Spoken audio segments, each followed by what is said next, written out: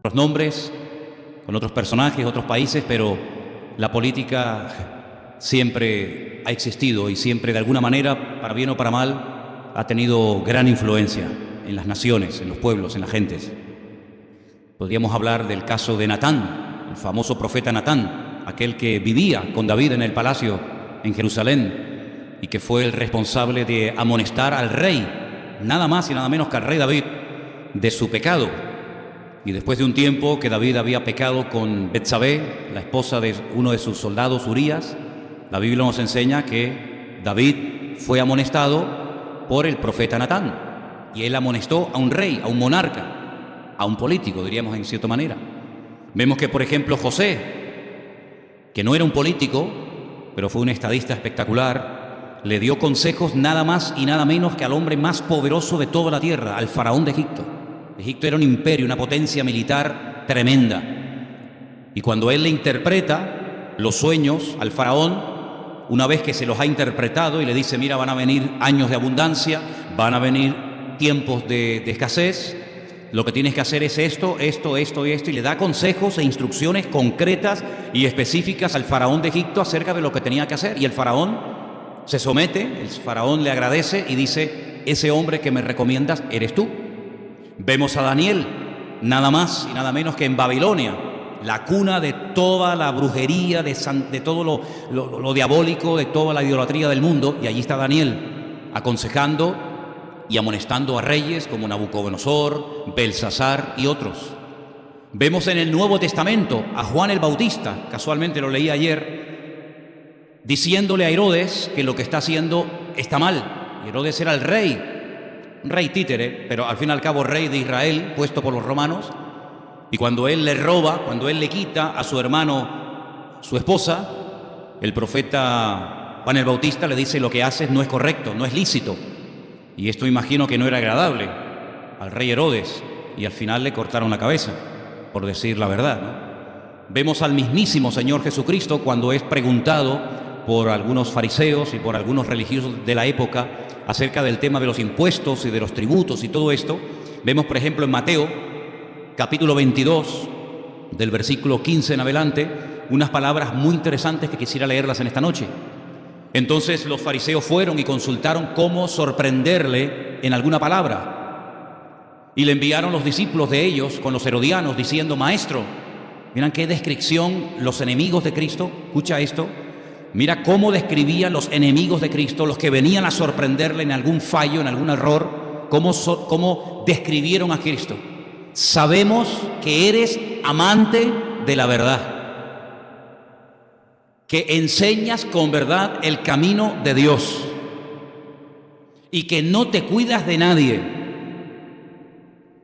porque no miras la apariencia de los hombres. Una descripción de Cristo extraordinaria. Dinos pues, ¿qué te parece? ¿Qué opinas? ¿Es lícito dar tributo a César o no? Cuidado, cuidado. Como digas que sí, te pones en contra a todo tu pueblo. Como digas que no, te pones en contra por rebelión, por sedición a todos los romanos. Jesús, conociendo la malicia de ellos, les dijo, ¿por qué me tentáis, hipócritas? Tremendo, ¿eh? ¿Por qué me tentáis, hipócritas? Mostradme la moneda del tributo. Y ellos le presentaron un denario. Entonces les dijo, ¿de quién es esta imagen y la inscripción? Le dijeron, de César. Y les dijo, dad pues a César lo que es de César y a Dios lo que es de Dios. ¿Cuántos dicen amén? Una respuesta espectacular. Los dejó a todos realmente con la boca abierta, ¿no? Así que vemos que el Señor Jesucristo no enseñó nunca a sus discípulos, y por consiguiente también a nosotros, que por el hecho de ser creyentes no tenemos que cumplir la ley, sino más bien todo lo contrario. Más bien todo lo contrario. Todas y cada una de las leyes tenemos que cumplirlas, subrayo, siempre y cuando no vayan en contra de la palabra de Dios. Siempre y cuando no sean leyes que vayan en contra de la Escritura, tenemos el deber y la obligación de cumplirlas. Hay momentos en la historia en la que se dictaron leyes injustas, como por ejemplo se prohibía orar, y Daniel dijo, hasta aquí hemos llegado, amigo. Esa ley no la pienso cumplir. porque aunque esté firmada y ratificada por el rey, es una ley incorrecta y en nadie me va a impedir orar y tener comunión con mi Dios. Y lo siguió haciendo. No es que a partir de ese día Daniel se convirtió en un hombre de oración. Dice que ya era su costumbre orar por la mañana, por la tarde y por la noche, todos los días de su vida, y lo siguió haciendo con las ventanas de la casa donde vivía abiertas. No se ocultó, no tuvo temor, porque era una ley antibíblica, y nosotros los cristianos, las leyes, tenemos obligación de cumplirlas siempre y cuando no vayan en contra de la palabra de Dios. ¿Estamos de acuerdo? Amén. Romanos capítulo 13, estamos poniendo una base de lo que queremos hablar en esta tarde.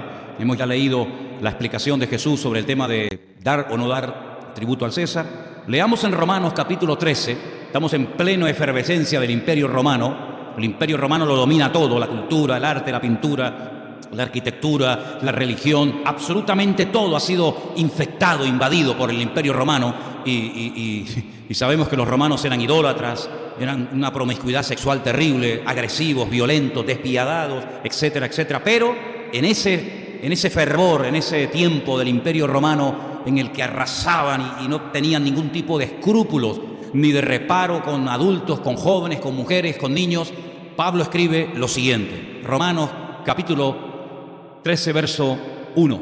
Sométase toda persona a las autoridades superiores. Incuestionable el mandato. Sométase. Porque no hay autoridad sino de parte de Dios. Y las que hay por Dios han sido establecidas. De modo que quien se opone a la autoridad, a lo establecido por Dios, resiste. Y los que resisten acarrean condenación para sí mismos. Versículo 3. Porque los magistrados no están para infundir temor al que hace el bien, sino al malo. ¿Quieres pues no temer la autoridad? Haz lo bueno y tendrás alabanza de ella. Porque es servidor de Dios para tu bien, pero si haces lo malo, teme, porque no en vano lleva la espada. Hoy en día diríamos la porra, ¿no? Pues es servidor de Dios, vengador para castigar al que hace lo malo. Por lo cual es necesario estarle sujetos, no solamente por razón del castigo, sino también por causa de la conciencia. Y termino con el verso 6 que dice, pues por esto pagáis también los tributos, los impuestos, porque son servidores de Dios que atienden continuamente a esto mismo. ¿Cuántos dicen amén? Así que he puesto como base estos dos textos, uno de Mateo capítulo 22, otro de Romanos capítulo 13, donde vemos que las autoridades, repito y subraya, siempre y cuando no vayan en contra de la palabra de Dios, hay que obedecerlas, hay que sujetarnos. No todas las leyes caerán de buen agrado en nuestra vida. Hay algunas leyes que nos gustaría que no existieran, pero aún así hay que cumplirlas. La madurez del creyente no se demuestra cantando. Cantar no cuesta nada. De hecho, lo hemos hecho ahora y podíamos haber estado 3/4 de hora más. Y puede cantar incluso hasta el inconverso que entra por primera vez a una iglesia y no le cuesta nada, porque encima es acompañado por otros que cantan y le ayudan, y encima tenemos la letra, y etcétera, etcétera. La madurez del creyente se demuestra en muchos aspectos de la vida, y uno de los aspectos de la vida del creyente es someterse a aquellas autoridades y a aquellas leyes que aparentemente nos pueden parecer duras, difíciles de cumplir, pero sin embargo, si es ley y no está en contra de la palabra de Dios, repito y dejo claro, tenemos la obligación de cumplirlas, cada una de ellas. A mí me gustaría, les soy sincero, poder ir a 160, 180 por las autopistas. A mí personalmente me encantaría, pero no puedo, porque el límite de velocidad, la autoridad en este país lo ha establecido a 120. Si queremos correr más de la cuenta, pues tendríamos que irnos al país de nuestra hermana Cordy, en Alemania, donde hay muchas autopistas, que ahí no hay límite de velocidad, pero nosotros no vivimos según las leyes de Alemania, nosotros vivimos según las leyes de España. Y hay leyes que nos pueden gustar más, nos pueden gustar menos, pero son las que hay. Y este es el país donde vivimos, y en el país donde vivimos los creyentes tienen que saber vivir y tienen que adaptarse. Y por ejemplo, si hubiéramos vivido en los primeros siglos de la era cristiana, existía la esclavitud. No era un delito tener esclavos, al contrario. Pablo escribe a los esclavos cristianos. Repito, a los esclavos cristianos. Y les dice, sujetaos a vuestros amos. Y no creáis que porque algunos de ustedes tienen el privilegio de tener amos creyentes, le vais a servir peor. Sino al contrario, si eres esclavo y tu amo es creyente, tienes que servirle mejor. Primero porque es tu amo y segundo porque es tu hermano en Cristo. ¿Qué te parece? En ningún momento el apóstol Pablo, ni Pedro, ni Juan, ni Santiago, ni ningún apóstol, ni el mismo Cristo dijo hay que abolir la esclavitud. En ningún momento, sino más bien todo lo contrario. Y cuando Pablo conoce en Roma a un esclavo que se ha fugado de casa de su amo, de Filemón, y lo lleva a los pies de Cristo, no le dice, bueno, pues ahora que eres mi hermano en Cristo, quédate aquí conmigo, borrón y cuenta nueva, sino que escribe una carta preciosa, que la tenemos, por cierto, aquí en nuestras Biblias, que es la carta de Pablo a Filemón, y le dice, y ahora vete a casa de tu amo y da la cara. Da la cara. No te preocupes, yo voy a interceder por ti. Filemón es mi amigo, Filemón es mi hermano en Cristo. En su casa hay una iglesia que la pastorea Lucas. Tú no te preocupes, que yo voy a hacer todo lo posible para que Filemón te reciba. Y ahí empieza un juego de palabras. Sabemos que la palabra onésimo significa útil. Pero Pablo dice, que en otro tiempo te fue un inútil, ahora te es útil tanto a ti como a mí. Te pido que lo recibas, que tengas misericordia, que lo recibas como un hermano, no como a un prófugo de la ley, sino como a tu hermano en Cristo. Y si en algo te defraudó, si algo te robó, si algo te hizo daño, pues ponlo a mi cuenta que yo lo pago. Es decir, vemos que en ningún momento el apóstol Pablo incita a Onésimo a rebelarse en contra de su amo, sino más bien todo lo contrario, a dar la cara y a tratar de solucionar las cosas de la mejor manera. Ahora bien, trasladando todo esto a nuestro tiempo actual, pleno siglo XXI, y en este país tan lleno de mezclas y tan complicado y a veces tan difícil de entender como es España. Sé que en esta noche hay hermanos que han venido de otros países. Sé que aquí entre nosotros hay argentinos, cubanos, venezolanos, ¿qué más? Uruguayos, sí, argentinos, en fin, de Ecuador. Bueno, todos nosotros tenemos algo en común y vivimos todos en el mismo país. Y este país, España, yo he tenido el privilegio de conocerlo un poco. Mis padres son españoles, mi padre ya murió, mi madre aún sigue con vida, los dos son españoles, o fueron españoles mi padre. Mis abuelos nacieron en España, los conocí. Mis bisabuelos los conocí por parte de mi abuelo, también eran de España. Mi bisabuelo fue alcalde de Arrecife de Lanzarote, 1800 y pico, antes de huir rumbo a Cuba en un barco de vela, y después fue a Argentina y posteriormente llegaron a Venezuela. Es decir, que conozco un poco este país.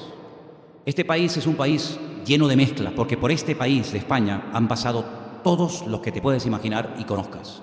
Han pasado los celtas, los íberos, los fenicios, los suevos, los vándalos, los alanos, los romanos, los árabes, los judíos y ahora los argentinos, los bolivianos, los chilenos, los dominicanos, que por este país ha pasado absolutamente todo el mundo. Está en un lugar estratégico del continente europeo, es donde termina o donde empieza Europa, según cómo se mire. Para los griegos, ellos lo llamaban Iberia. Iberia era España para los griegos, Hispania, que significa país de metales preciosos, para los romanos. Y cada uno de los que han pasado han dejado su cultura, sus tradiciones, sus palabras, etcétera, etcétera. Por lo tanto, cuando hablamos de España no hablamos de un país homogéneo. Si juntáramos a un gallego, a un andaluz, a un vasco, a un canario, a un catalán, a un madrileño, aunque todos hablan el mismo idioma, aparentemente, la diferencia de una región a otra es tan abismal que a veces cuando saltas de una provincia a otra parece que te has ido de España y has llegado o has aterrizado en otro lugar. Se hablan oficialmente 4 idiomas oficiales, pero luego hay más de 16 dialectos que se hablan en diferentes partes del país, como el aranés, el ibicenco, el mallorquín, el valenciano y tantos dialectos que se enseñan y se hablan. Es un país que realmente es un misterio que permanezca unido, porque es tan diferente una persona del norte a una persona del sur, o una persona de Castilla, a una persona de Cataluña, o a un vasco, o a un gallego, que es realmente algo milagroso el que España se haya mantenido, digamos, unida durante tantos siglos. Hay algunos refranes muy conocidos cuando se habla de España, tomé nota de alguno de ellos. Por ejemplo, me llamó mucho la atención. Para unos, para los romanos y para otras personas, decían que España tiene que ser el país más fuerte del mundo, porque los españoles llevan siglos intentando destruirlo y aún no lo han conseguido. Otros decían, los españoles prefieren la guerra al descanso, Y si no tienen enemigo exterior, siempre buscarán uno dentro de la casa. Es increíble, ¿no? Ahora, cuando hablamos, por ejemplo, de este país, me llama mucho la atención y quiero que ustedes sepan eso, y se lo decía a Irle hace un rato para que se enseñe esto en la escuela dominical de los niños. España aparece en la Biblia en 3 ocasiones, tanto en el Antiguo como en el Nuevo Testamento. Claro, el nombre de España en el Antiguo Testamento no era el de hoy en día. En el libro de Abdías, que es un libro muy pequeñito, que no tiene ni un capítulo, sino son todos versículos, concretamente en el versículo 20 de Abdías dice: y los cautivos de este ejército, de los hijos de Israel, poseerán lo de los cananeos hasta Sarepta, y los cautivos de Jerusalén que están en Sefarat, ese es el nombre de España en hebreo y en el Antiguo Testamento, Sefarat, los españoles son los sefardíes. En Sefarat poseerán las ciudades del Negev, del desierto del sur de Israel. Así que España aparece con su nombre primitivo, su nombre bíblico, como es Sefarat en el Antiguo Testamento. Y en el Nuevo Testamento, concretamente en la carta del apóstol Pablo, en el capítulo 15, aparece en 2 ocasiones el nombre España. Quiero leerlos. Me imagino que muchos lo sabrán, otros tal vez no. Romanos 15, 24. Cuando vaya a España, palabras de Pablo, iré a vosotros, porque espero veros al pasar y ser encaminado allá por vosotros, una vez que haya gozado con vosotros. Y el versículo 28, mas ahora voy a Jerusalén, el 28, ahora voy a Jerusalén para ministrar a los santos. Así que cuando haya concluido esto y les haya entregado este fruto, pasaré entre vosotros rumbo a España. En 3 ocasiones, 2 veces en Romano y una vez en el Antiguo Testamento, aparece el nombre de España. De aquí salió un señor que algunos dicen que era español, otros dicen que era genovés, otros dicen que era judío, otros dicen que era portugués, y la verdad es que la historia aún no se ha terminado de poner de acuerdo. Lo que sí todo el mundo sabe es que Cristóbal Colón era un asiduo lector de la palabra de Dios. Era un hombre que leía la Biblia, era un hombre que creía que tenía una misión en esta vida, y él es el que se atreve a ir a Fernando y a Isabel, los reyes católicos, a pedirle financiación para ir por las Indias, pero por una ruta mucho más corta, porque él consideraba, por el diario de Cristóbal Colón que se encuentra en el Archivo de Indias en la ciudad de Sevilla, que la tierra no era plana, como se decía hasta entonces, sino que la tierra era redonda. Y Cristóbal Colón salió rumbo a América, paró aquí en las Islas Canarias, estuvo en la isla de Las Palmas, estuvo también en la isla de La Gomera, donde tuvo una especie de romance con la condesa de Peraza, etcétera, etcétera. Y bueno, no vamos a entrar en esos detalles, pero este fue el último puerto que tocó Cristóbal Colón antes de ir a América, y salió del puerto de Palos, que como bien saben ustedes está en el sur de España, completamente en la provincia de Huelva. Fue en este país donde un sacerdote, nacido en un pueblecito de la provincia de Badajoz, un pueblo que hoy en día solamente tiene 1.300 habitantes. Si hoy en día tiene 1.300 habitantes, imagínense en aquellos tiempos, pueblo de Montolín. Ahí nació un cura llamado Casidoro de Reina, un hombre que se jugó la vida primero repartiendo el Nuevo Testamento, que ya estaba traducido, y salía por las calles a repartir el Nuevo Testamento que habían traducido otras personas y que murieron quemados en la hoguera. Casidoro de Reina, que fue un sacerdote cartujano en un monasterio de Sevilla, este hombre, motivado por el deseo de que el español pudiera tener la Biblia en su propio idioma, jugándose la vida, viaja a Alemania, viaja a Suiza y definitivamente traduce la Biblia, que hoy en día la pueden leer más de 577 millones de seres humanos que hablan el idioma que yo estoy hablando en esta noche. 577 millones de seres humanos pueden leer la Biblia en castellano, en español, gracias a este hombre que nació en un pueblo tan pequeño que hoy en día tiene, como acabo de decir, solamente 1.367 habitantes, Montolín, en la provincia de Badajoz. Pero no todo ha sido bonito, no todo ha sido romántico, no todo ha sido precioso. Este es el país que inventó el Tribunal del Santo Oficio, que empezó nada más y nada menos que en 1478, pleno siglo XV, y se terminó definitivamente en 1834, siglo XIX, la famosa Santa Inquisición. Es interesante que cuando firmaban y sentenciaban a la gente a la muerte, a la hoguera, a la crucifixión o como fuera, ponían un sello, y en el sello había una inscripción que decía «Surge Domine et judica causam tuam», y significa «Álzate, oh Dios, al defender tu causa». Salmo 73, versículo 74. Cientos, tal vez miles de personas murieron quemadas, torturadas por el delito de ser cristianos, aunque también ya aprovecharon para hacer una purga y limpiar España de brujas y de enemigos del rey, etcétera, etcétera. Así que no todo siempre ha sido bonito, pero cuento todo esto porque yo creo que la historia marca a los pueblos. Hay tradiciones, hay costumbres, hay palabras, hay canciones, hay folclore, hay muchas cosas que vienen de la antigüedad y todo eso es necesario saberlo y conocerlo para que entendamos por qué ese refrán que se dijo hace muchos años, Spain is different, es la pura realidad. España es un país muy diferente. No sé cuántos de ustedes conocen lo que llamamos nosotros la península, pero es realmente un país lleno de mezclas. Lo que comen, lo que cantan, cómo vive la gente en el País Vasco es completamente diferente a cómo vive un andaluz de Sevilla. O te vas, por ejemplo, a Cataluña, que nunca fue un reino independiente, siempre formó parte del Reino de Aragón. Esa es la pura realidad. Cómo vive un catalán, cómo piensa un catalán, qué canta un catalán, cómo vive, cómo come, cómo actúa frente a la vida y lo comparas, por ejemplo, con un extremeño y no tiene absolutamente nada que ver. O por ejemplo, un canario con un gallego con un madrileño con uno de Cuenca. ¿Sí? Son como países dentro del mismo país. Ahora, poder llevar a este país a los pies de Cristo no ha sido tarea imposible, porque hubieron momentos en la historia en los que miles de personas abrazaron la reforma que se estaba produciendo en el corazón de Europa a través de aquellos grandes hombres de Dios que se utilizó en su momento el Señor de ellos, aunque no eran personas perfectas, ni mucho menos, pues no ha sido tarea fácil. En España ha habido mártires, en España ha habido gente que ha dado su vida por la causa del Evangelio, pero no hablo de los del siglo XIV, del siglo XV o del siglo XVI. Hablo de épocas mucho más tempranas y cercanas a nosotros, donde era un delito salir a la calle a predicar el Evangelio, donde había personas que eran expulsadas de trabajos o no los aceptaban simplemente. Y Elena podría contar experiencias personales de cómo no le dieron un trabajo en un momento determinado porque dijo que era una cristiana evangélica, o en algunas ocasiones cuando yo era mucho más joven y salía, por ejemplo, por las calles a predicar en el puerto de la Cruz, en la Plaza del Charco, nos llevaban detenidos a comisaría por el delito de predicar el Evangelio al aire libre, o nos confiscaban las Biblias o los folletos que repartíamos en la playa de las Canteras hace años atrás, porque estaba totalmente prohibido y no se podía.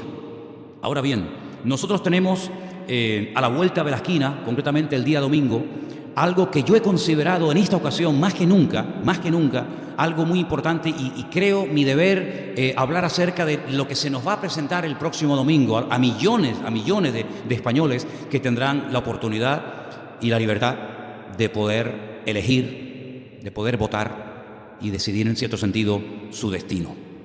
Comenzábamos el culto con un proverbio que yo quiero que lo volvamos a poner otra vez y que lo tengamos muy, pero que muy presente. Porque la Biblia nos dice que debemos de orar, ahora lo vamos a leer, por las autoridades, someternos a las autoridades, por supuesto, pero tengan en cuenta lo que dice Proverbios, y esto es sabiduría por escrito del rey Salomón. El rey Salomón era un monarca tremendamente poderoso, era un rey, dominaba todo el territorio de Israel, y él escribió, y él dijo que cuando los justos gobiernan, hay alegría en el pueblo. Pero también dijo, en ese mismo proverbio, que cuando los impíos, los enemigos de Dios, los enemigos de la palabra de Dios, gobiernan y ejercen autoridad y dominan, el pueblo gime, el pueblo sufre y el pueblo realmente lo pasa mal. En este país, en este momento, hay partidos políticos que odian a Dios. Y uno dice, ¿cómo puede ser eso? En este país hay partidos que odian la Biblia. En este país hay partidos que han sido capaces de blasfemar y de permitir procesiones donde el sacrilegio estaba al orden del día. Y en este país hay personas, políticos, con autoridad, porque se las dio el pueblo, que son totalmente anticristo, totalmente anticristiano, y todo eso es un abanico de cosas. Son personas que le han dado total rienda suelta prácticamente, casi al principio era en casos puntuales y hoy prácticamente cualquier mujer puede abortar. Nosotros estamos 100% en contra del aborto, salvo el peligro de la madre, evidentemente, pero partidos que tienen una especie de monotema y uno de ellos es el aborto. El aborto no se puede tocar porque es el derecho que se han ganado las mujeres de este país a pulso. Dijo una vez un gran filósofo español, algún día la humanidad reconocerá que el aborto es un crimen contra la humanidad misma. Algún día el hombre se dará cuenta que matar a su propia especie es lo peor que se puede hacer. Se habla del derecho de la madre, pero ¿quién defiende el derecho del niño? Se habla de que no es un ser vivo, se cambian los adjetivos, Pero aunque la mona se vista de seda, mona se queda. No deja de ser un crimen, no deja de ser un asesinato, me da igual si lo sacan a los 3 meses, a los 15 días, a los 6 meses, o como se dice hoy en día, incluso en el momento de nacer, ahí se quiere llegar, hasta en el momento del mismo parto, están dispuestos a aprobar una ley que si en ese momento la madre decide no tenerlo, en ese momento se puede eliminar al niño. Hasta ese punto hemos llegado. Tocar hoy en día el tema de los homosexuales en cualquier tertulia, en cualquier radio, en cualquier periódico, en cualquier televisión, es declararte hombre muerto. Ha habido grandes periodistas que, no sé si ustedes han notado, que han desaparecido completamente de la radio, de la televisión, se han tenido incluso que ir a otros países, como por ejemplo nuestro hermano en Cristo César Vidal, uno de los mejores historiadores y periodistas que ha dado este país, se ha tenido que ir a vivir a los Estados Unidos, porque en cuanto tocaba en las tertulias, en las emisoras en las que trabajó el tema del aborto, el tema de la homosexualidad, se le cerraron todas las puertas, incluso hasta algunas personas intentaron quitarle la vida y matarlo. Hablar que hoy en día la familia no solamente se puede formar por un hombre y una mujer, que esa es la familia bíblica y la que Dios avala, decir que no es familia ni matrimonio un hombre con un hombre, una mujer con una mujer, o un hombre con un animal con una mujer, eso hoy en día sería declararte hombre muerto y cerrarte todas las puertas. Pero a ese punto hemos llegado. Partidos que quieren apoyar otro modelo de familia que el que nuestro Dios nos ha enseñado en su palabra. Y creo que ya sabéis, porque lo he dicho en varias ocasiones, que la unión entre el hombre y la mujer, con esa unión entre un hombre y una mujer, se forma el nombre de Dios. Y en el momento en el que quieras poner un hombre con un hombre o una mujer con una mujer, el nombre de Dios desaparece. Y en el momento en el que en una unión incluso entre un hombre y una mujer y quites el nombre de Dios, lo que queda es fuego y destrucción. Y lo que se ha intentado sistemáticamente, de una forma muy bien planificada, es quitar a Dios de en medio. Pero no solamente quitar a Dios de en medio, sino hacerle la guerra a Dios. Y ha habido personas que son diputados, que son personas de relevancia política a nivel nacional, que tienen sus escoltas y buenos sueldos, y que tienen sus chofres, etcétera, etcétera, que han sido capaces de entrar a iglesias, en este caso católicas, a interrumpir una misa, a interrumpir un acto religioso, lo cual es un delito registrado en la Constitución, porque consideran de que ser creyente o defender a la familia de toda la vida o estar en contra del aborto es como ser un retrógrado y ser una persona del siglo XV o del siglo XIV, cuando nada más lejos de la realidad. Nosotros los cristianos hemos sido llamados a defender la vida y nunca la muerte. Y les puedo asegurar de que el tema de la eutanasia está encima de la mesa y lo que se quiere es a toda costa introducirlo, y vamos a volver a los tiempos de la Segunda Guerra Mundial, donde el que no producía, el que no caía bien o el que tenía la más mínima tara o defecto se le podía eliminar porque no era productivo para la sociedad.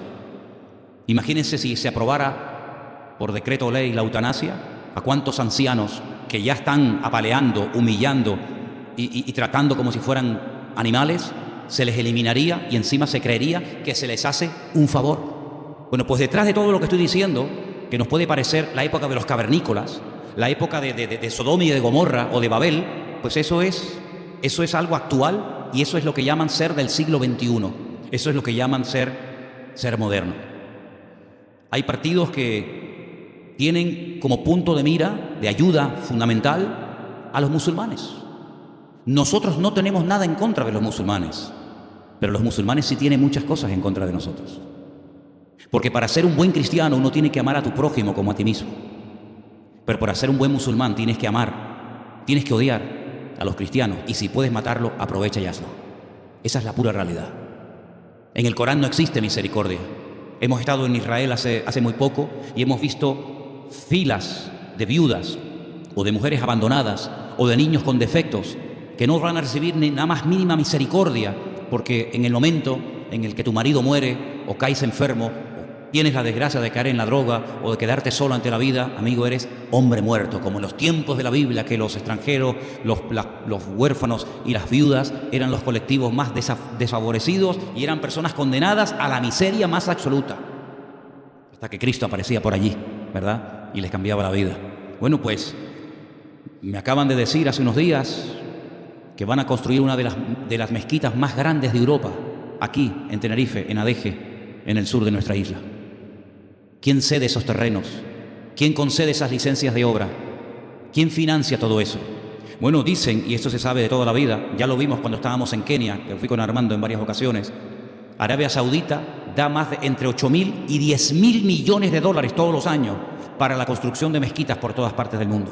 Hemos visto, por ejemplo, en la ciudad de Malindi, en Kenia, mezquitas totalmente vacías, pero cuanto más, mejor, para que pueda haber prevalencia por encima de los cristianos. Y en este país, sabéis que los musulmanes tienen todas las puertas abiertas y reciben subvenciones.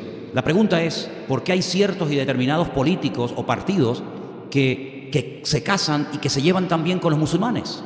Bueno, es muy fácil entender la explicación, porque así como los musulmanes odian a los cristianos, hay muchos políticos que odian a los cristianos, y todo el que odia a los cristianos, Dios lo cría y el diablo lo junta. Por esa sencilla razón. Quiero que también sepan ustedes, hermanos, que no solamente está pasando esto en nuestros días hoy en día, sino que no hace mucho tiempo, yo lo dije aquí, no sé si ustedes se acuerdan, se quería aprobar una ley, gracias al Señor que no salió, pero se quería aprobar una ley donde todos los que fueran a predicar desde un púlpito en una iglesia el domingo tenían que ir a una oficina, a un edificio, a un lugar que ellos establecieran y diseñaran y designaran y llevarles el mensaje por escrito para que ellos revisaran si las palabras que los pastores íbamos a predicar el domingo a la mañana o a la tarde podían ser ofensivas o podían tocar el tema de la homosexualidad, y entonces una especie de censura, decir, lo siento, esto usted no lo puede decir, esto es un delito, esto no lo puede decir, y entonces ellos te aprobaban o no el mensaje que tenías que compartir el domingo, y entonces venías y dabas el mensaje según lo que ellos te habían cortado o añadido. A esos extremos se quería llegar el año pasado aquí en España, en este país. Gracias al Señor que esa ley nos aprobó, aunque yo les puedo asegurar que este que les habla terminaría en la cárcel, porque a mí jamás nadie me va a decir lo que debo y lo que no debo hablar de la palabra de Dios, sino todo lo contrario. Los cristianos, y más yo que me dedico a servir al Señor, tenemos que tener el valor de denunciar lo que la Biblia denuncia, de avalar lo que la Biblia avala y de decir claramente todo el consejo de Dios, le guste a quien le guste y le pese a quien le pese. No sé lo que ocurrirá en los próximos años, pero lo que está bien claro es que desde hace mucho tiempo se está intentando ir cortando, hasta el punto, queridos hermanos, que se está llegando a un nivel en el que se está comentando muy seriamente, no sé si ya existe en algún colegio, lo ignoro, de que se supriman los baños de niños y de niñas, porque vamos al unisex, ¿verdad? Ya hay un montón de cosas unisex. Ya cuando pasas por una peluquería, ya es peluquería unisex, ya hay ropa unisex, ya hay gimnasios unisex, y iglesias unisex, etcétera, etcétera, ¿no? Pero la Biblia hace una gran diferencia. Si yo fuera mujer, a mí me ofendería que me quisieran comparar con un hombre. Si yo fuera hombre, que lo soy, me ofendería que me quisieran igualar a una mujer.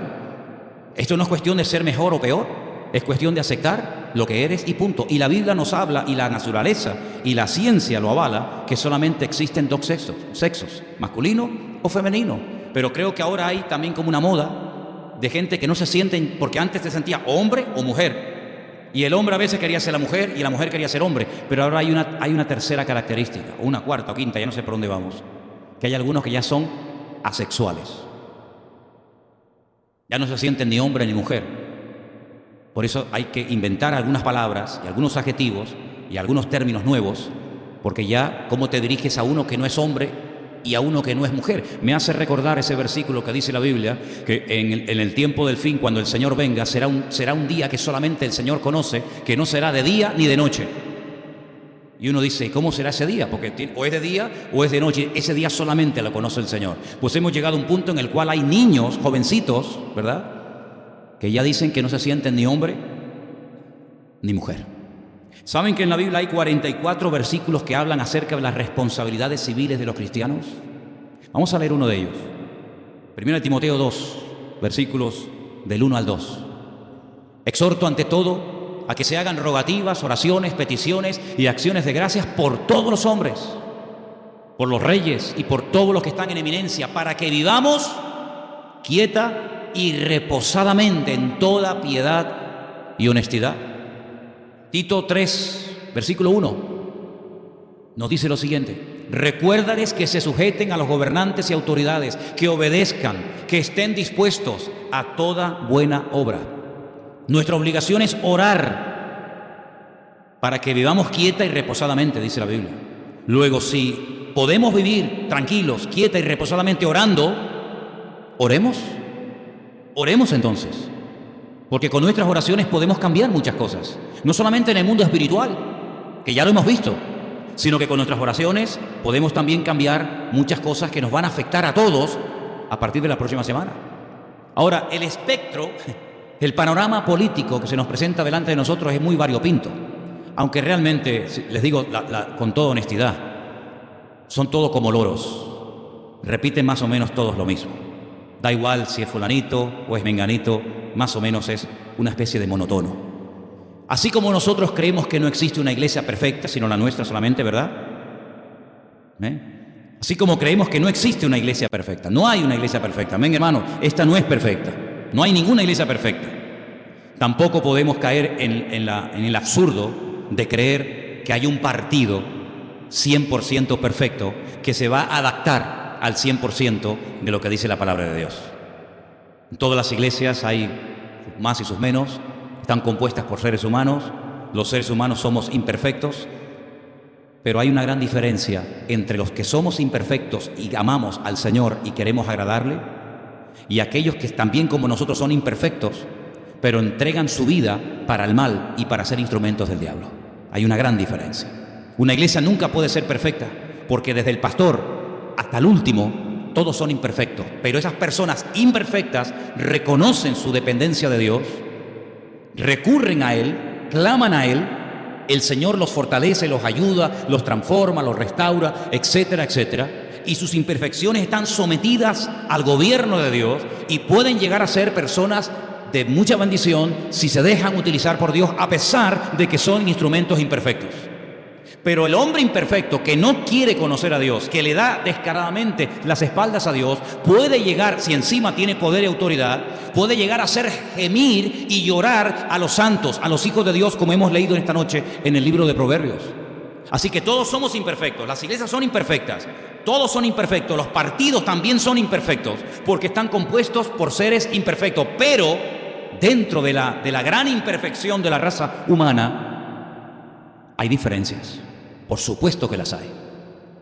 Yo jamás en mi vida, y ahora hablo a título personal, jamás en mi vida yo daré mi voto ni mi apoyo a un partido que apoya el aborto. Jamás. Jamás en mi vida, porque cada aborto que se celebre y se realice en este país se hará con mi voto y con mi consentimiento. Y mi conciencia me impide apoyar a un partido que apoya el aborto. Y además, hermanos, Europa está envejeciendo a pasos agigantados. La despoblación de los pueblos en España, de la España rural, prácticamente ha casi desaparecido. Hay pueblos donde hay 2, 3, 4, 5 habitantes y pueblos que ya han desaparecido y están totalmente vacíos. Y conocemos algunos de ellos, por Galicia, por Castilla-La Mancha, etcétera, etcétera. Luego es un disparate que en España, en vez de ayudar a tener hijos, se ayuda a no tenerlos. Y a los que lo tienen, a que los aborten y terminen en el cubo de la basura. La Biblia dice que tener hijos es una bendición que viene de parte de Dios. Y el aborto es un asesinato. El aborto es un crimen. Es haciendo un mal uso de tu derecho, entre comillas, quitarte de encima lo que te estorba, lo que te molesta y tirarlo al cubo de la basura. Ese cuerpecito, ese futuro médico, abogado, arquitecto, predicador, pastor, etcétera, ese cuerpecito es sinónimo de que Dios es el dador de la vida. Y Dios es el que da la vida y el que la quita. Y cuando una persona tiene más facilidades para abortar que para parir y criar a sus hijos, eso es un disparate. Y yo nunca en mi vida apoyaré a un partido que apoye la muerte de los niños pequeños. Me da igual si tienen 13 días, 15 días, 6 meses, 1 año o 9 meses, me da exactamente igual. Dentro de todo el espectro político hay partidos que apoyan los matrimonios de homosexuales. Y si yo doy mi voto a un partido que apoya el matrimonio, que no es matrimonio de homosexuales o de lesbianas, cada acto de esos que se realice se hará con el voto que yo en su momento le di. Por lo tanto, creo que lo importante es, dentro de lo que se nos ofrece, dentro de lo que hay, buscar lo que más se ajusta, lo que más se asemeja, lo que más respeta los mínimos de valores y de principios fundamentales, como por ejemplo el principio de la vida. Yo quiero apoyar a un partido que defienda la vida y no la muerte. Y yo quiero apoyar a un partido que nos defienda a nosotros y no tanto a los que saltan una valla insultando, gritando, maldiciendo a las autoridades, como por ejemplo la policía, y yo doy muchas gracias a Dios por la policía, porque cuando hemos tenido algún problema, entre comillas, con alguna persona que ha venido al culto a perturbar, ¿a quién hemos recurrido? ¿A quién hemos llamado? A la policía. Y la policía ha venido y ha ayudado a solucionar el problema que no teníamos por qué solucionarlo nosotros, pero gracias a las autoridades puestas por Dios, han solucionado el problema. Y no es la primera vez ni la última que cuando veo a policías, yo me acerco a ellos y les digo: soy fulanito de tal, pastor del Centro Evangélico Vida Nueva, de la calle Garcilaso La Vega número 13, le doy las gracias por el trabajo que estáis haciendo. Estamos orgullosos de ustedes. Y no me avergüenza al decirlo, sino todo lo contrario. ¿Qué quieren que les diga? Y yo quiero sinceramente que todos y cada uno de nosotros afinemos nuestra conciencia, porque el domingo millones de personas iremos a votar. Y en conciencia tenemos que decir: Señor, yo voy a apoyar lo antibíblico, yo voy a apoyar lo que se ríe y se mofa de ti, yo voy a apoyar personas que apoyan la muerte en vez de la vida. Todas esas cosas tenemos que ponerlas delante de Dios y orar y decir: Señor, ayúdanos a no equivocarnos, a no apoyar lo incorrecto, a no apoyar lo que no es bíblico. Miren, Juan el Bautista podía haberse callado la boca. ¿A ti qué te importa si Herodes se está acostando con su cuñada? Déjalo a él, tú cállate, tú predica el Evangelio. No, pero es que el Evangelio no solamente es predicar y hablar de Cristo.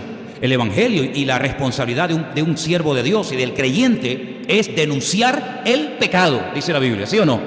Juan el Bautista podía haberle dicho: bueno, total, a mí qué más me da, miro para otra parte. No. Y cuando Herodes, el rey de Israel, le dijo a Cristo que quería hablar con él y conocerlo personalmente, Cristo podía haber dicho: qué maravilla, el rey me nos quiere visitar, vamos, hoy por lo menos comeremos calentito. El Señor Jesucristo dijo: id y decirle a esa zorra, que me imagino que no le había sentado nada bien, el que le dijera: Jesús, el hombre más famoso del país, el hombre más amado y odiado al mismo tiempo de Israel, que le dijera en su cara al rey de Israel o a los mensajeros del rey de Israel, Herodes, decirle a esa zorra que yo estoy haciendo el trabajo, estoy haciendo la obra de mi padre y que no la voy a interrumpir por ir a atender sus caprichos y sus tonterías. Y lo denunció y lo llamó zorra. Imagínense que nosotros utilizáramos esos calificativos para dirigirnos a las autoridades hoy en día. Sería tremenda, ¿verdad? Una de las cosas que debemos de orar es para que Dios nos dé el valor de denunciar lo que tenemos que denunciar. La Biblia dice que tenemos que ser la sal de la tierra y la luz del mundo. Y la luz sirve para iluminar, para disipar las tinieblas. Y la sal servía para evitar el proceso de descomposición de los alimentos. ¿Cómo vamos a atravesar el desierto con carne y con pescado si no la salamos? Esos animales, eso que hemos pescado o cazado, se va a pudrir por el camino y no vamos a poder hacer uso de ello. Y la sal se usaba para evitar el proceso de descomposición. Y la iglesia, hermano, tú y yo hemos sido puestos en esta tierra para frenar el proceso de descomposición y por lo menos para denunciar el pecado. Y si quieren seguir pecando, allá ellos, pero nunca podrán decir que no hubo profeta en Israel, como dice la Biblia.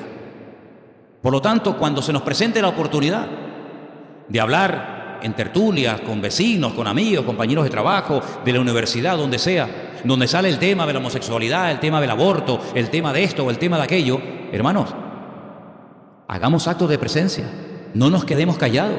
Digamos lo que Cristo diría en ese momento si estuviera en nuestro lugar. Y por otra parte, dejando un poco el tema espiritual a un lado, yo sinceramente siento en mi corazón que este país necesita un cambio. Yo le hablaba el otro día con Chantal, la hija de nuestra hermana Miguelina, y me decía algo que a lo mejor algunos de ustedes pueden decir: no, pero si a mí también me pasaba lo mismo. Ella me dijo que en su país, en la República Dominicana, cada mañana antes de entrar a clase se cantaba el himno nacional y se levantaba la bandera. Y nos llamaba la atención y lo veían como lo más normal del mundo. No quiero ni imaginarme lo que le harían a una persona del público en la famosa Super Bowl, cuando se van a enfrentar los dos equipos finalistas, ¿no? En esa competición de rugby americano, donde cantan el himno americano y levantan la bandera. No quiero ni pensar lo que le harían a una persona por quemar la bandera norteamericana de las barras y de las estrellas y por insultar y gritar al himno norteamericano. Yo creo que cualquier norteamericano, sea demócrata o sea republicano, lo machacaría en aquel momento. No sé cómo era en Cuba, si se cantaba el himno y se levantaba la bandera, o en Venezuela. Yo aún me acuerdo de Gloria al bravo pueblo, que fue todo aquello. Venezuela podrá estar hecha pedazos y podrás estar a favor de uno o en contra de otro, pero que al venezolano no le toquen su bandera y que al venezolano no le toquen su himno. Porque esa bandera y ese himno representa la esencia de un pueblo. Y me da igual si es fulanito o es menganito, pero lo que no haría jamás un japonés, ni un cubano, ni un argentino, ni un venezolano, ni un chileno, ni un canadiense, lo que no haría nadie, ustedes han podido comprobar cómo en este país la bandera se quema, al himno nacional se le pita, se le insulta, y en algunas provincias de España el ir con una bandera es casi jugarte la vida. Y yo, por ejemplo, he estado en unas cuantas iglesias en Estados Unidos predicando. He estado en Orlando, he estado en Miami, he estado en Atlanta, he estado en California, y yo he visto en todas las iglesias norteamericanas, en la famosa Catedral de Cristal de Robert Schuller, allí en California, yo he visto en todas las iglesias norteamericanas la bandera de Estados Unidos. Y nadie se alarma, nadie se asusta, porque representa al país que amas y que quieres evangelizar. ¿O no queremos evangelizar España? Yo doy gloria a Dios por cada uno de los que han venido de otros países que están con nosotros. Para nosotros eso es un gozo, porque además no es nada nuevo. Ya Dios nos lo dijo cuando teníamos la plataforma en aquel lugar. Una noche el Señor me dio una palabra profética que la di hace casi 20 años, cuando éramos 6 allí en ese rincón y que entrábamos por lo que hoy en día es el Rastro, y teníamos toda la iglesia llena de paneles y de cortinas porque había tanto eco aquí adentro que era prácticamente imposible predicar y entendernos. Y yo dije ahí, cuando estábamos en ese rinconcito, 6 o 8 personas, que esta iglesia se llenaría de extranjeros y de gente herida. Y en aquel momento no había nadie que entrara dentro de esa clasificación. Y el Señor comenzó a sorprendernos. Incluso llegamos a tener en el Puerto de la Cruz la fiesta de las naciones, donde vino Antena 3 y donde vinieron las radios y donde vinieron las televisiones en el Día de las Naciones, porque llegamos a tener un montón de hermanos de diferentes países entre nosotros. Y para nosotros es un privilegio el tener hermanos de Colombia, de Venezuela, de Argentina, chileno, cubano, etc. Es un gozo. Pero seamos sinceros, lo que nosotros debemos de orar y pedirle al Señor es que se convierta gente de aquí, porque la mayoría del latino que viene ya viene evangelizado o convertido y busca solo la iglesia. Y no es tan complicado que hermanos latinos como ustedes vengan a esta congregación o a otra, pero lo que es complicado y lo que debe ser nuestra meta es orar para que se conviertan canarios y se convierta el de la tienda y el del supermercado y el de la ferretería y el vecino de arriba, y debemos de orar para que se convierta gente de aquí. Amén, hermanos. Pero ¿cómo los vamos a alcanzar si no los amas?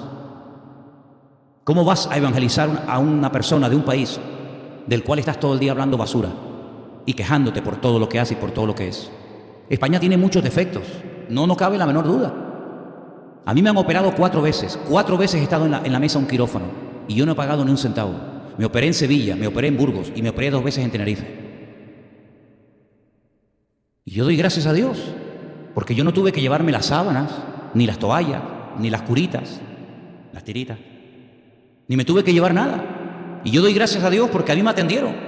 Y doy gracias a Dios que Elena ha parido 2 veces y las 2 veces nos han atendido sin ningún problema. ¿Que hay una lista de espera? Claro, faltaría más. Faltaría más que no haya una lista de espera. Pero en Estados Unidos, si no tienes un seguro privado, te mueres como un perro. Y si el seguro que tienes contratado no cubre toda la asistencia sanitaria, te cogen y te ponen en la puerta de la calle. Porque alguien me dijo en Estados Unidos que lo más caro en Estados Unidos es nacer y morir. Ay, amigo, y aquí, gracias al Señor, nuestra seguridad social, vamos a decir que es gratis, ¿no? Aunque la pagamos entre todos. Yo uso un spray cuando me dan ataques de asma que vale 75 euros. Y cuando lo voy a pagar, creo que me cobran 50 céntimos o algo así. Para mí eso es un privilegio. Si yo tuviera que comprar ese spray cada vez que me da un ataque de asma, imagínense ustedes. Gracias a Dios que me dan, como dicen aquello, de Pascuas a Ramos, ¿no? Pero yo doy gloria a Dios por eso. Y yo doy gloria a Dios de que nosotros hemos podido estar en este local 18 años y nunca se ha metido nadie con nosotros.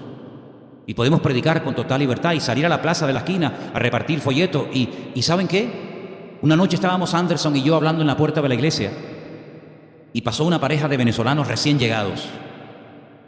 Y eran como las 11:00 de la noche, estaban todo el rato mirando para todos lados. Y Anderson le dijo, miren, escuchen una cosa, relájense. Si no, es que mira, digo, relájense. Aquí no va a pasar nada. Aquí no va a pasar nada. Y nunca me olvidaré cuando fui a buscar a unos hermanos que vivieron con nosotros en casa un tiempo, unos hermanos de Argentina, que cuando entré con el coche a la puerta de la iglesia, él se bajó corriendo y empezó a cerrar toda la puerta. Y le digo, oye, ¿qué te pasa? Dice, no, es que se nos pueden colar. Digo, ¿quién? Las ratas, las cucarachas, lo único. Y nuestra iglesia del Puerto de la Cruz, que no vive nadie, gracias al Señor, nunca hemos tenido ningún problema. Y no hay reja, ni sirena, ni alarma, ni perro, ni vallas electrificadas. Y todo eso es un motivo para dar gracias al Señor. Y algunos de ustedes, en momentos puntuales, han recibido alguna paga. Pequeña, insignificante, más o menos, pero la has recibido. Pero cuando estuvimos en Bolivia, en Santa Cruz de la Sierra, en Bolivia, conocíamos a muchas personas que no tenían recursos para la medicina, para la operación. Es decir, España es un país con muchos defectos, sin lugar a dudas, por supuesto. Pero yo doy gracias a Dios por vivir en este momento, en este lugar. Y creo que un cristiano nunca debe de criticar el país en el cual vive. Y más si te está dando de comer. Cuando nosotros fuimos a vivir a Argentina, a mí me gustaba, yo me enamoré hasta del nombre Argentina. Fuimos en el año 90, enero del 90. No, perdón, agosto del año en agosto del 90. Y cuando llegamos a Argentina, el mate, yo tomaba litros de mate, que para mí no sabía nada, pero yo quería ser un argentino más. Y nos invitaban a las 11:30 de la noche los argentinos a hacer un asado y decíamos, pero ¿cómo no vamos a comer un atracón de carne a las 11:30 de la noche? Pero era la costumbre, porque los argentinos, yo siempre he dicho que no duermen. Los argentinos no duermen, los argentinos duermen media hora y al día siguiente se levanta y va a trabajar. Y nos gustaba todo de Argentina, todo. La carne, el folclore, la comida, la gente, el acento, todo nos gustaba. Y pudimos viajar por Catamarca, por La Rioja, por Mendoza, por Bariloche, por Buenos Aires, por Córdoba, y todo nos gustaba. Y jamás en mi vida se me puede decir que cuestioné o critiqué a los argentinos. Y además, para más INRI, hasta mi yerno es argentino, de lo cual estoy muy contento. Porque mi hija pequeñita, que fue argentina, que años más tarde se enamoró de un argentino, tiene narices, es que se cierra el círculo, ¿verdad? Y cuando estábamos allí nos llamaba la atención que los argentinos presumían del clima que tenían o que tienen. Y se nos acercaban y nos decían, aquí, nosotros, esto es lo mejor del mundo. Aquí tenemos los 4 climas. Tenemos primavera, tenemos verano, otoño, invierno. Y nos echábamos a reír, porque decíamos, nosotros vivimos en una isla así que ni se ve en el mapa, y tenemos en el mismo día los 4 climas. Te vas al Teide y estás allí muerto de frío. Hace poco nos pasó, nos fuimos Elena y yo con la moto a Vilaflor, dicen que es uno de los pueblos más altos de España, un frío, con nuestra mochilita, unos bocadillos, un termito, nos fuimos allí a la montaña y estábamos ahí muertos de frío. Digo, mi madre, qué frío es aquí. Bajamos, nos fuimos a Bades y vimos a todo el mundo bañándose en la playa.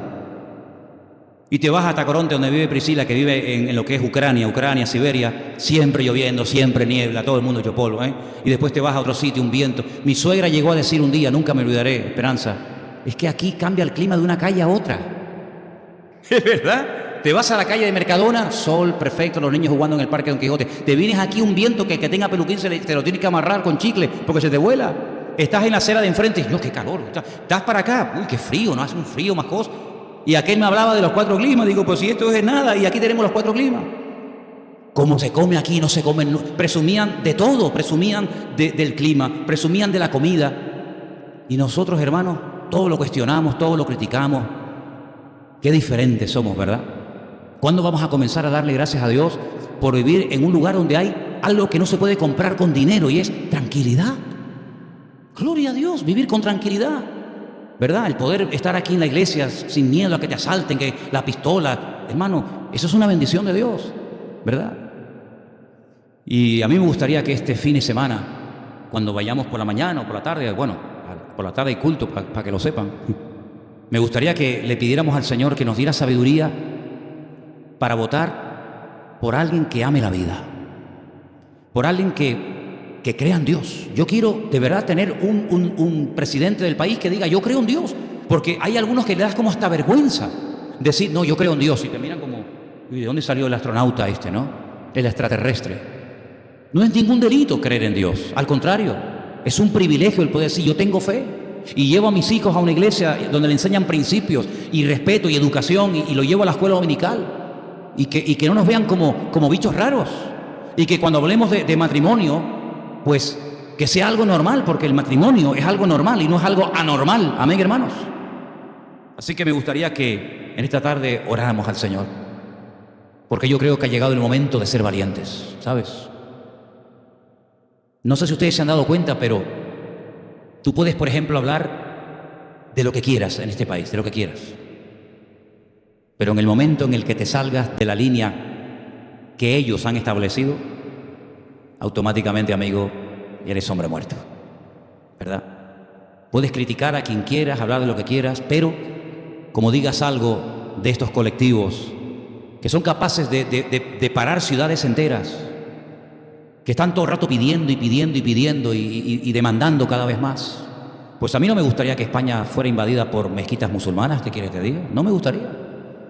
A mí me gustaría que España fuera invadida por iglesias cristianas que predican el Evangelio y que nos dieran facilidades a nosotros los pastores.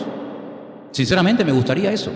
Y por eso yo quiero que oremos, porque hay dos posibilidades. Miren, el lunes podemos encontrarnos con una de estas dos posibilidades.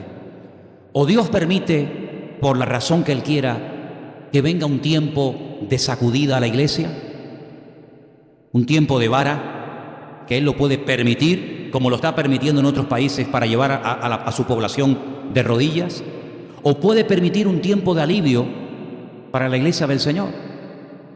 Probablemente algunos me critiquen en internet o en YouTube cuando diga esto, pero yo creo, como dijo el presidente de Israel, Benjamín Netanyahu, que este presidente de los Estados Unidos, Trump, con todos los defectos y con todas las cosas raras que pueda tener, es como un bálsamo para el pueblo de Dios. Y que nadie toque a los cristianos en este momento en Estados Unidos, porque es hombre muerto, ¿eh? Y me parece bien que se defienda a los cristianos. No sé cuánto durará esto, no lo sé. Pero cuando una persona ama y respeta al pueblo de Dios, por lo cual camina Dios, y algo muy importante que no se suele decir, y respeta y valora al pueblo de Israel, para mí tiene todo el apoyo. Me da igual que esa persona tenga sus defectos como yo tengo los míos, pero cuando una persona respeta la Biblia, respeta la creencia en Dios, respeta la familia, es pro vida y no pro muerte, y encima habla bien del pueblo de Israel, ¿yo qué quieren que les diga, hermano? A mí me da paz, aunque cometerán sus errores, como todos los seres humanos cometerán sus errores, porque por eso somos seres humanos, ¿verdad? Pero yo quiero pedirles a todos ustedes en esta noche que oremos para que podamos vivir quieta y tranquilamente en los próximos años que nos quedan de vida. ¿Cuántos dicen amén? Nos ponemos de pie, queridos hermanos. Vamos a ponernos de pie. Y tengo algo aquí apuntado, lo puedo enseñar a los que quieran, para que vean que no me estoy inventando nada ahora, ni improvisando. Y me pregunté, ¿digo esto o no lo digo? Lo voy a decir. Quiero que los hermanos y los creyentes que se congregan en esta iglesia amen el lugar donde vivimos. No creo que esté pidiendo nada exagerado. Yo sé que la tierra tira, yo sé que tienen familiares en sus países, pero todos los que estamos aquí debemos de vivir el lugar donde Dios ha querido que nuestros padres nacieran, se conocieran, se casaran y naciéramos nosotros. Y eso no ha sido casualidad. Yo creo que el Señor ha permitido que mis padres, que se conocieron en Caracas, en Venezuela, se enamoraran, se casaran. Yo nací en Caracas, viví los primeros 10 años de mi vida, pero creo que el Señor tiene el control de todos y cada uno de los detalles de nuestra vida. Y a mí me gustaría que pudiéramos orar como el Señor oró por Jerusalén y lloró y se quebrantó. Podía haber dicho pecadores, inmundos, hipócritas, falsos, pero Él cuando llegó a Jerusalén lloró y dijo: Jerusalén, Jerusalén, hacen las cosas mal, matas a los profetas, apedreas a los enviados que yo te envío, pero yo he querido juntar a mis hijos como la gallina junta a sus polluelos, y no maldice a Jerusalén, no maldice a Israel, sino que ora